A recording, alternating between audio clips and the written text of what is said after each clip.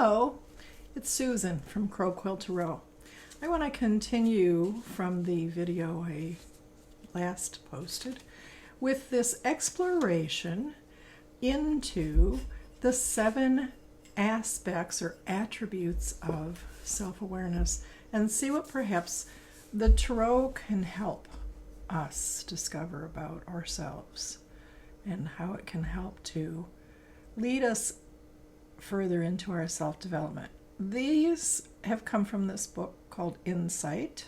I did link the video that I was taking this little awareness from in the description box below the last video, and I will put it in the description box below this video as well.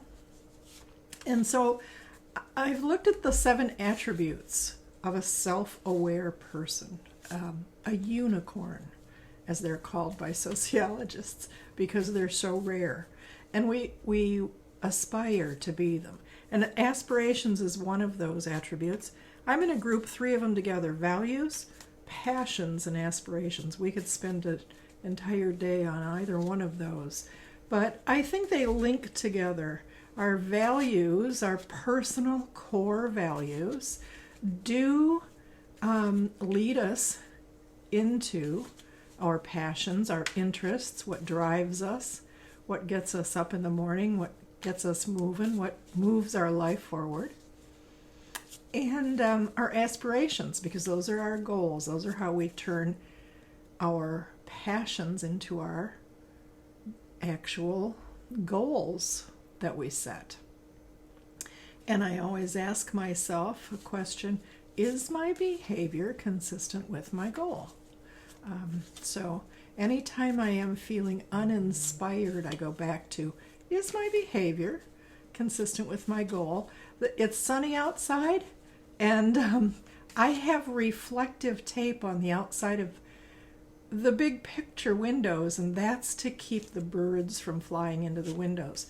So you're going to see the light move in and out. Right now in this particular setting at my kitchen table, I'm not just quite sure how to prevent that. So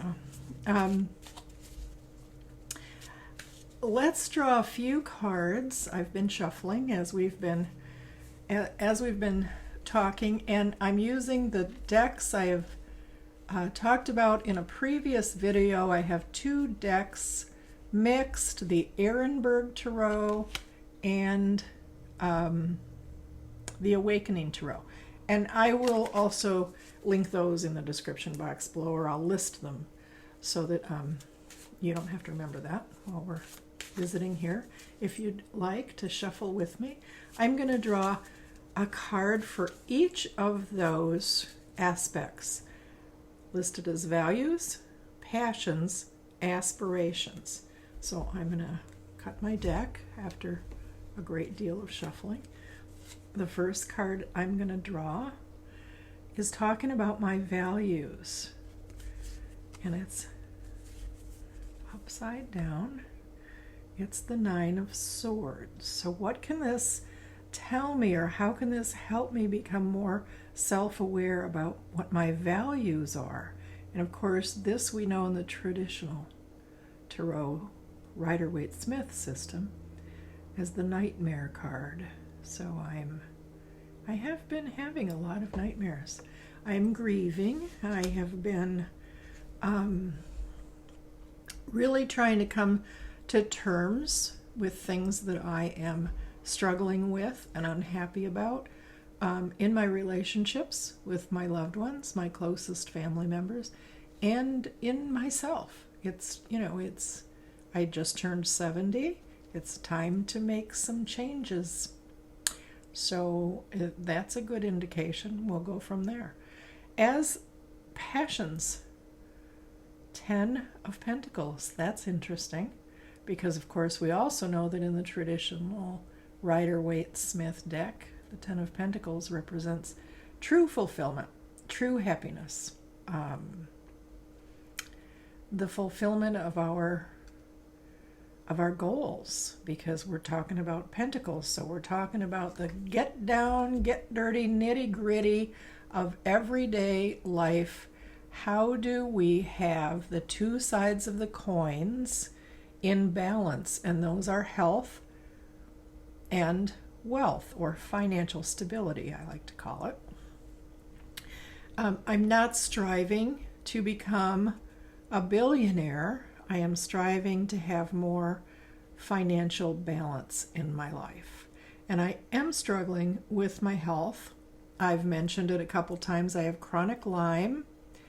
I was just recently, this past week, diagnosed with a condition that is related because it's an autoimmune condition. And I have Bell's palsy, which is a side effect, a common symptom of Lyme disease, which is paralyzation of the facial nerve on one side of the face.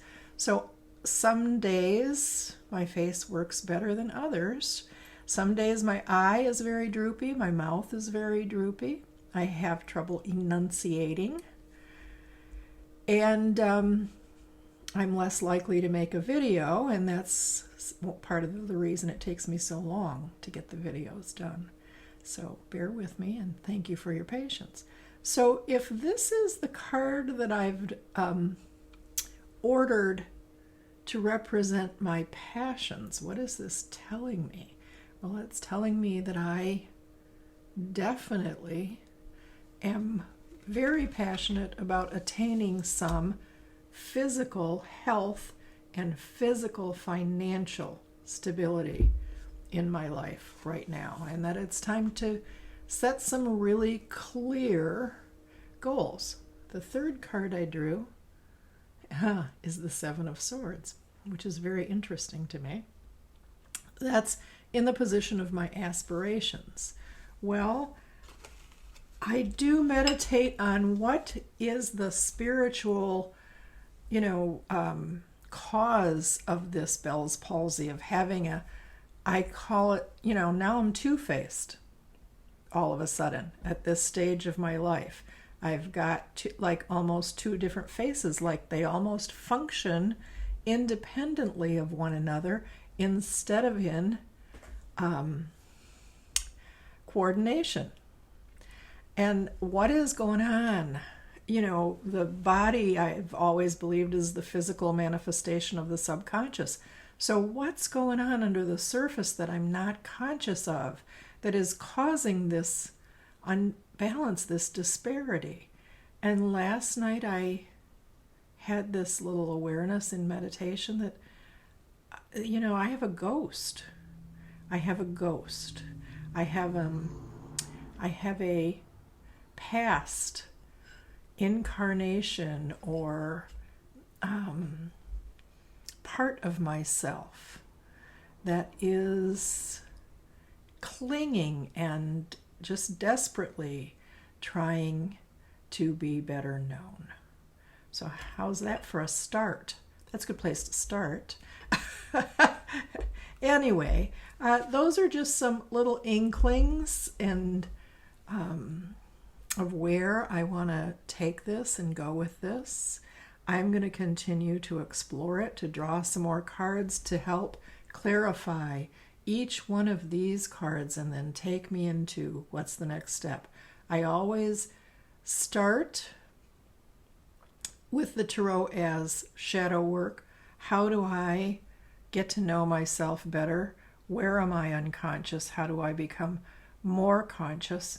And then what's my next best step? I always want to end my own personal work with the tarot with an actionable outcome.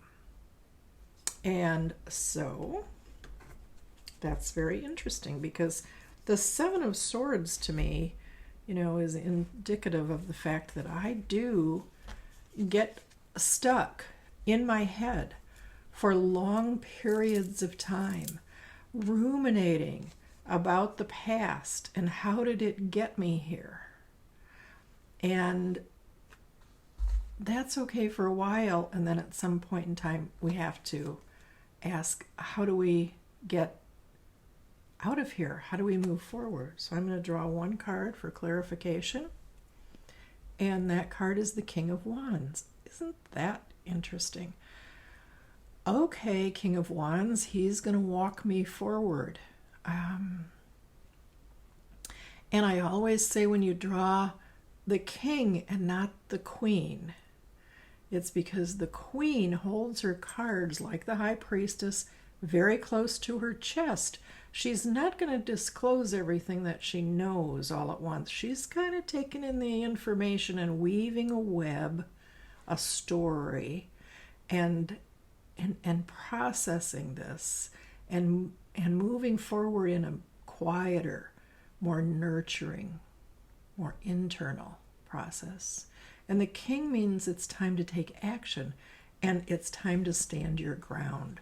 You never see a wobbly king that don't make it to kingdom. You see someone who has got his feet firmly planted on the ground at shoulder width or wider because he is standing his ground. He knows exactly what he stands for. So this brings me back around to asking, what is it I really stand for? What are my true core values? That's going back to basics. That's where the healing is going to occur. That's what's going to move me forward, get me out of my head, help me become more self-aware and realize my true wholeness. And of course, he's the king of intuition. And nothing serves us better in healing than intuition. This to me is also an affirmation. Healing is possible. It is at hand. Literally, I'm standing in front of it. It's right here, right now.